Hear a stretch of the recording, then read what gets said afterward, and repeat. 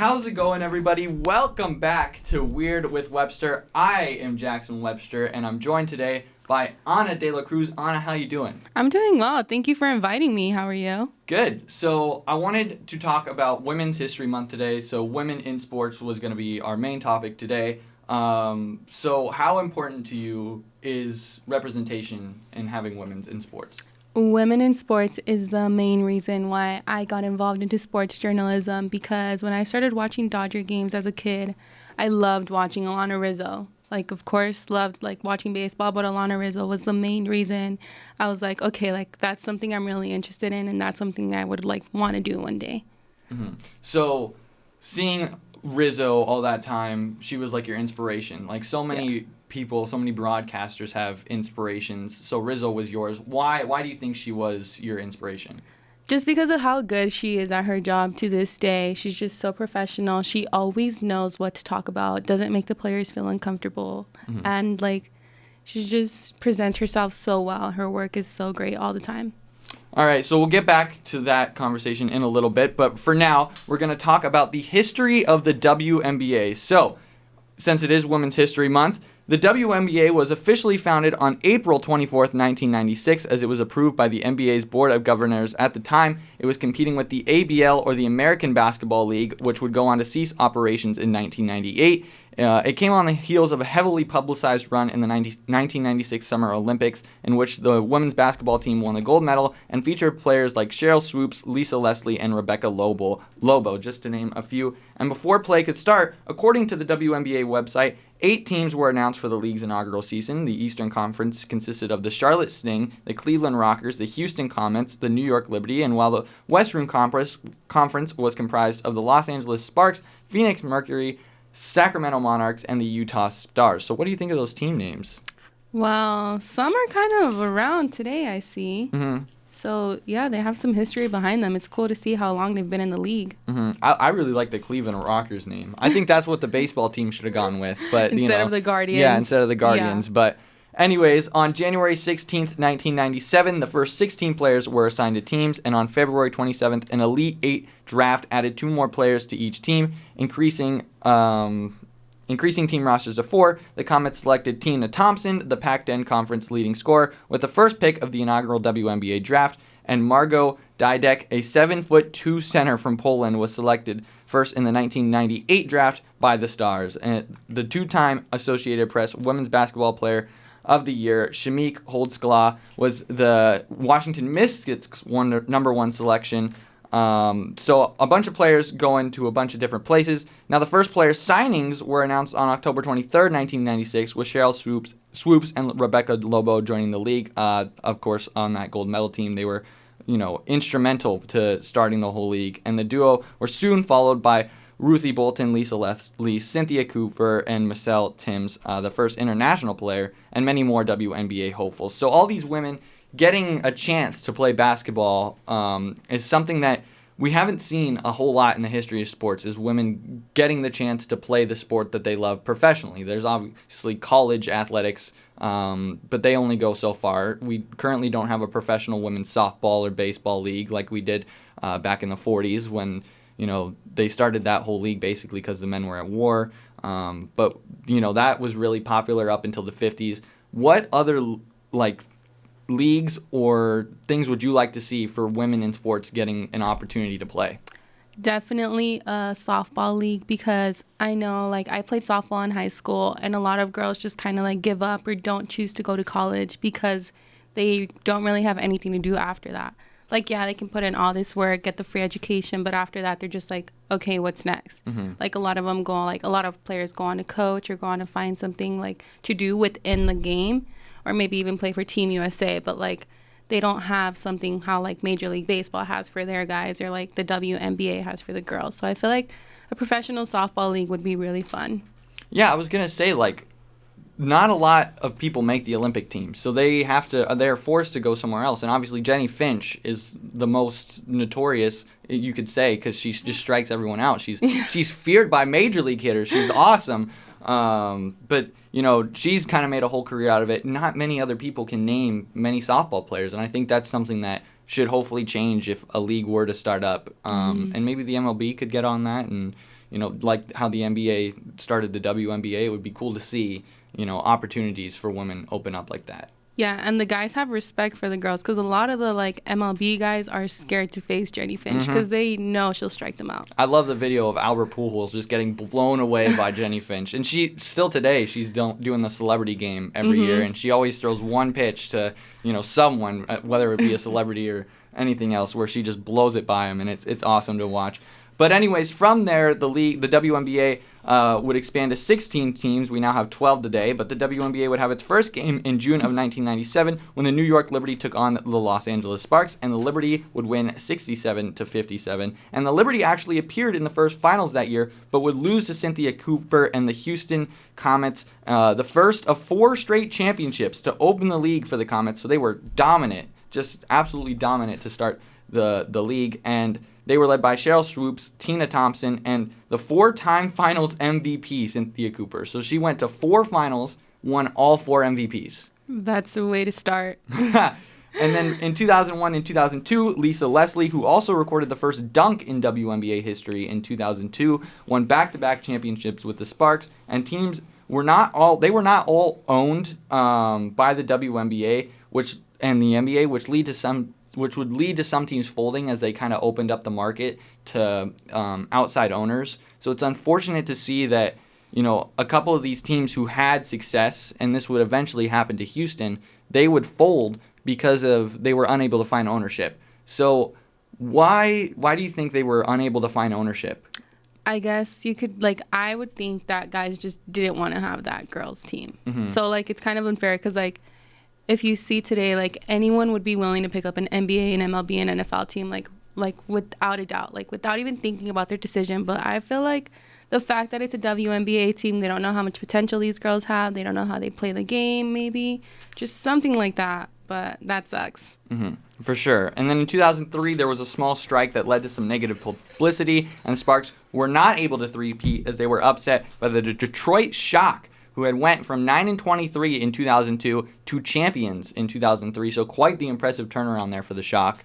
And then skipping ahead to 2005, the Mercury were led by their own big three, Cappie Pondexter, Diana Taurasi, and Penny Taylor, and they shocked the Shock with a fast-paced offense en route to their first championship. And now Taurasi, I'd be remiss to not talk about the WNBA and not talk about Diana Taurasi, who's been in the league since I was 3 years old. I mean, she has been there forever. She's great. I mean, she's won multiple championships. Is she the face of the WNBA to you? I feel like, yeah. Just because she's been around for so long, and she's just been, great her whole career, basically. And she's also been in Phoenix the entire time, which is, something we wouldn't see in men's professional sports. She's loyal. The loyalty is not there in men's sports anymore at any level. In the NFL and the MLB, I mean, we just saw... who was it that just left? Freddie Freeman. Yeah, Freddie Freeman. Exactly. Thank you very much. And that wasn't necessarily Freeman's fault. That was more on the Atlanta Braves trading for Matt Olson, and it's unfortunate to see. But the loyalty there is something that's really incredible. And then skipping ahead once again, the Comets, who won 4 straight titles, like I mentioned earlier, folded. So we've seen great teams like the Comets in Houston. They folded because, like you said, there's just no one wants to pick up these teams, and it's really messed up because these teams are successful. They can make money, and it sucks to see. They could bring in money. They could bring in fans, and they just fold. They just go down. So the NBA's real emergence began in 2010 and 2011 with the 2011 NBA lockout. So it got a lot of publicity, and it was very good publicity for the WNBA. Many news outlets began covering the league more frequently. NBA TV, the television home of the NBA, scheduled over 70 regular season games to be televised, along with a dozen more on ESPN2 and ABC. The new influx of young talent into the league also gave many teams something to be excited about. Players like Candace Parker on the Sparks, Maya Moore on the Lynx, Dewana Bonner on the Mercury, Angel Gautry, sorry if I mispronounced that, on the Dream, Sylvia Fowles on the Sky, Tina Charles on the Sun, Liz Cambridge on the Shock. They brought a new level of excitement to the game, adding talents to the teams, and young veterans such as Diana Taurasi, Cappie Pondexter. The level of play just really advanced in 2010 and 2011, and the fast-paced offense, moving the shot clock from 30 to 24 seconds, was a big help in that. So It led to higher scoring, better defense, higher shooting percentage, and by the end of the 2011 regular season, 9 of the 12 teams in the league had increased their attendance over the 2010 mark. So that's really positive to see. I hope we're still continuing on that trend. It sucks to see how much of something that's really always bothered me, and I'm sure this bothers you too, is people treating the WNBA almost like a meme or something like a punishment to go to a WNBA game. Yeah. Like, I see people who lose fantasy football games, like the fantasy football bets that people do, and it's go to a WNBA game without your phone. That's a real punishment. It's terrible. Yeah, like, it's not bad to go see them. Like, the potential's there. Mm-hmm. They're just as good as the guys. They put in just as much work. Like, why is that a punishment? Mm-hmm. I just don't understand. Is it because they're girls or, like, because they're not guys? I just don't get it. It's something that needs to be fixed, Mm-hmm. and hopefully people start to realize that. So, like I said, where we kind of stand now, with attendance is still not as big as we'd like to see it, but we have seen some stars like Elena Delle Donne, Brittany Griner, who has over half the dunks in the WNBA, and hopefully she can make it safely out of Russia, where she is stuck right now. That is a huge issue that we have seen. And she was playing, the only reason she was in Russia is she gets paid more to play there than she does to play here. Wow. We see, like, it's crazy because we see a lot of players come from China and, like, the Dominican Republic to come play here. But for someone to leave the U.S. and go play elsewhere because of the pay is crazy to me. Yeah, so now we have just 12 teams in the league. They wanted 16. They weren't able to get there. So the teams that we have now are the Atlanta Dream, the Chicago Sky, the Connecticut Sun, Indiana Fever, New York Liberty, Washington Mystics, and then in the Western Conference, the Dallas Wings, Las Vegas Aces, Los Angeles Sparks, Minnesota Lynx, Phoenix Mercury, and Seattle Storm. If you could add an expansion team or move a team anywhere, where do you think they would go?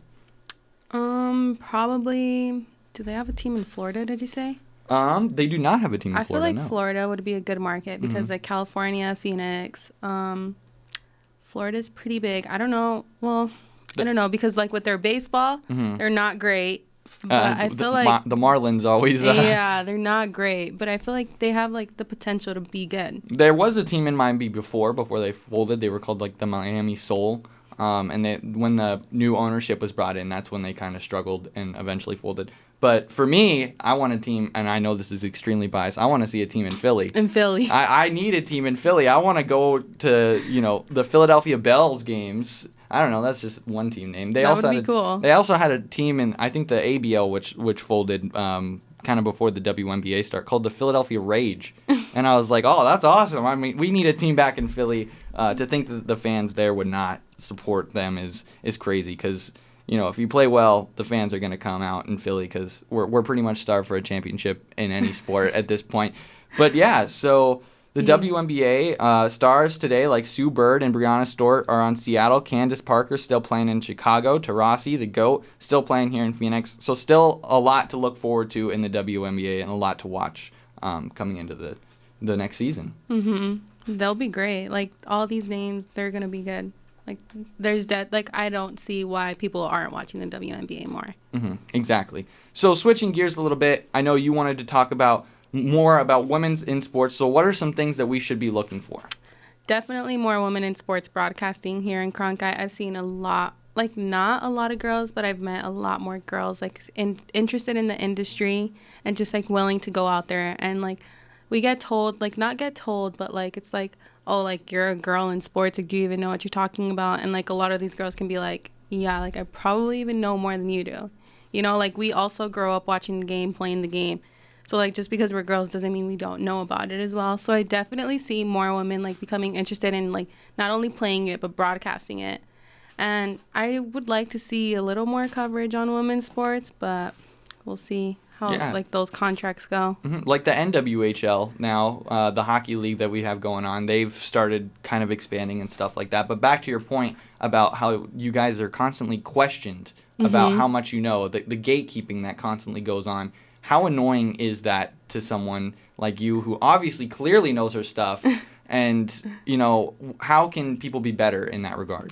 Yeah, it's like super annoying, especially like I grew up with brothers, so I've heard it my whole life. They're just like, no, you're dumb. And I'm just like, no, like I could probably tell you who the all-star on every team is right now. Like I'd probably like give you a good lineup or like give you an all-star lineup in my opinion. And like just hearing it like from people like around me. It's just sometimes like, yeah, like I'm a girl, but like that does not mean I don't know my sports. Yeah, like talking with you before the show about the Dodgers. I mean, you are the biggest Dodgers fan I think that I met here at Cronkite. So, Freddie Freeman, they love the pitching. Has been a little, it's slowing we'll down. See how but the pitching gets. But I mean, the lineup is there, the bats are there. The pitching is just, we'll see. Like, honestly. And the starters, we have great starters. I'm just worried about the bullpen. Kenley Jansen left. I think he was just like, it was his time. He kind of didn't want to stay. So he just decided to go to Atlanta, unfortunately. Like, we were talking about the loyalty with guys just leaving. Like, Freddie, I guess he saw that Atlanta went on and found, like, someone else. But, I mean, yeah. Guys are just, like, not as loyal anymore, and they just go for the money, honestly. And then, too, being a Dodgers fan, you hadn't won a championship since 1988 before you won in 2020. Mm-hmm. How frustrating was it to see that the fans, they could show up a little bit in Texas, but you weren't playing any of your World Series games in Los Angeles? How frustrating was that as a fan? It's so frustrating because we know home field advantage at the end of the day does have a lot to do with the game and just how the crowd reacts to, like, even like a fly out to like center field. Like, just the crowd reactions is what gets the guys going. You're like, the momentum like from the fans can rub onto the guys, and just like the fact that they had to play that in Texas was kind of unfortunate. But I mean, it worked out in our favor, thank God. Do you also hear the many it was a 60-game season. It's not a real championship. Oh, my God. I hear that way too often, and I get told that, like, that championship wasn't real. But our real one was taken away in 2017. Like, that, I will never get over it. That's very true. I think there is a trash can in here, so if there's any Houston Astros fans, keep them safe from there. But it is true, and I'm still mad about that one, too, because Chase Utley, my favorite baseball player of all time, he could have got another championship. God. I loved Utley. He would just sit in the dugout, basically, and steal... Well, okay, let me rephrase that. He would steal signs legally. He would see what the pitcher was, tipping his pitches and stuff like that. There's a difference between stealing signs and, catching little intricacies of the game, and Utley was very talented at that. But, going back, who are some of your favorite announcers to watch right now? Right now, I'm a little biased, but I love Joe Davis and Oral Hershiser. They're just such a great duo. They're like friendship. It's shown through like the mic. Like, they're just like, they work so well with each other. They're so open. They joke around a lot, and they're just like always so positive about the game. Like, the Dodgers can be down by like a lot, and they'll find something funny to say just to like make the fans at home like not feel like they're the only frustrated ones at home. Mm-hmm. Who's yours? My favorite? Oh man, that's a good question. I'm not sure. I really like Tom McCarthy for the Phillies. That's probably very biased, but I'm trying to think of really. I really like the I can't remember his name, but he's the announcer for the Kraken. He was the old Carolina Hurricanes announcer, and he does a really good job on the hockey side. But who are some women in the play-by-play? I know Kate Scott is for the Philadelphia 76ers right now. She's doing a terrific job. Who are some women that we should be looking out for in the sports industry? I really like Jessica Mendoza. She's been there for a while, but she still carries herself really well. She knows what she's talking about. She knows the game. She played the game. And the fact that she's still getting contracts from everywhere because they want her to work for them. It's like, I love to see it. Yeah, I'd much rather listen to her than Alex Rodriguez, who was remember when he was suspended a full season and then was given a job by the MLB again? I mean, I just don't get it. Privilege. I don't get it either. It's extremely frustrating. But I'd much rather listen to her than pretty much anyone in a Yankees uniform. But moving on, we're going to talk about on this date, 21 years ago today. Randy Johnson threw a pitch that, well, let's just say it blew up a bird pretty violently. It exploded. The play was ruled dead. It was not called a ball. It didn't count. Interestingly enough, I wonder if they've amended the rule book now to call that a ball. Just for Randy. Mm-hmm, just for Randy. Like, we need a fix for him. Yeah, I've seen some other weird plays. So I was looking at pickoff plays the other day, and there was one in softball where the girl started her windup, but when she threw it, she threw the ball backwards. And the runner was taking off to second base, and they got the out. And it was not called a balk, even though she had started her motion. That kind of sounds like a balk. It should have been a balk. I was really interested to see, if, we saw that at a professional level, how would that work in, like, an Olympic game? What would be the ruling there? I'm not sure what the official ruling was at the end, but to see her roll it backwards, that's something that's just How is crazy. that even allowed? I don't like how was she watching one? Like, how did she get the out? That's kind of impressive, but how is that allowed? Like, especially with like no leadoffs in the that level of softball that they were playing. The runner wasn't leading off, so we do see a lot more steals in softball than we do in baseball. Just because the windup probably takes a little longer, but they don't pitch from the stretch like we see in baseball, so it's easier to steal in that regard. But to have the knowledge to throw the ball backwards, I know that's kind of hard. I don't think I'd be able to do it myself. And would it count as a ball? Like, should it still count as a ball, or should it be a pickoff play because she rolls it backwards? I feel like it's a balk. Like, you were already in your windup. How is that not a balk? I have no idea. But anyways, Randy Johnson blew up a bird. And the batter was also Kyler Murray's uncle. So that's pretty cool, I thought. Yeah, when I saw that, I thought it was pretty cool. The connection there was pretty interesting. So it's just a full circle moment. I mean, I'm sure PETA came calling when that happened. I know they want to change the bullpen to the arm barn, which is just a whole nother topic of conversation that is pretty funny. But yeah, there's not a lot actually going on in sports history. Actually, there's a few other things going on in sports history today. A boxing title fight in 1975 where Muhammad Ali TKO'd Chuck Wepner in 15 seconds for the heavyweight boxing title. 15. That's all he needed. Yeah, and then also Magic Johnson in 1979 had 10 rebounds and 10 assists as the Spartans cruised to a 101-67 by Penn Michigan State's Irvin. He had a triple-double, 29 points. So he had his first triple-double for him, and then a couple other more things. But yeah, I think I want to get to today's trivia question because I think it's going to stump everyone in existence. It's almost going to be impossible to find.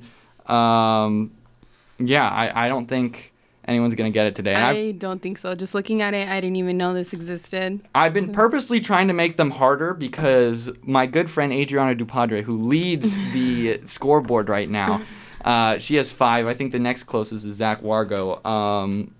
She's been getting all of them, so I think I have to challenge her. Do you think she's got it today? I don't think she's going to get it today. I think someone's going to come through today and beat her to the punch. Who do you see coming through today? I don't know. I could see Low Tide. He is from Canada. He was on the show a couple weeks ago talking hockey with me. I think he might know this one. So I'm hoping he could come through if he sees it quick enough.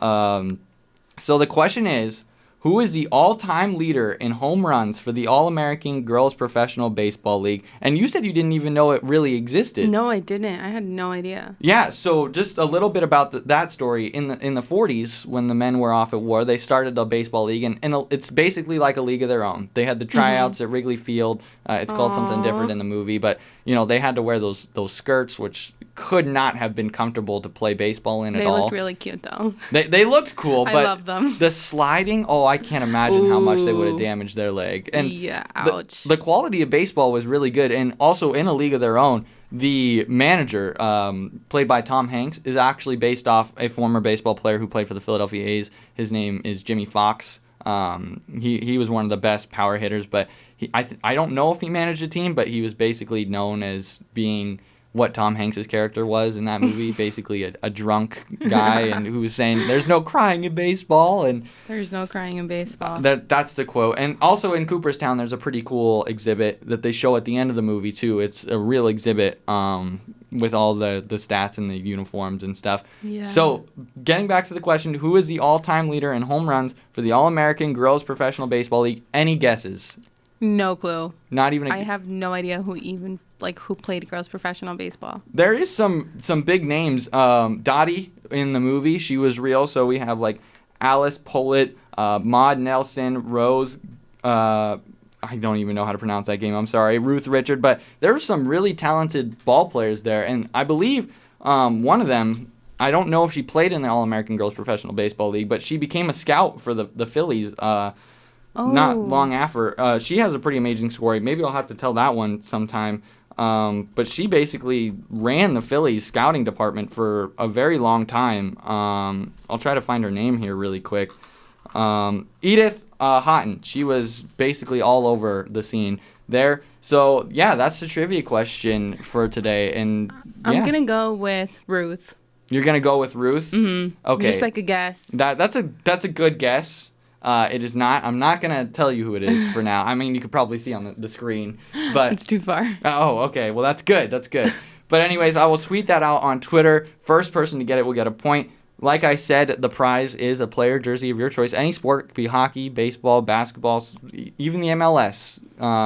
Speaking of, we didn't even talk about the NWSL, the soccer league. Have you been following that at all? I have not. Yeah, there's all the stars there are, great. The U.S. women's national team is obviously very big for the equal pay, and they were just given equal pay to the men, which was huge. But Alex Morgan's still playing, Julie Ertz, all those girls are still playing, and it's really fun to watch. The quality of soccer is honestly better than most men's soccer.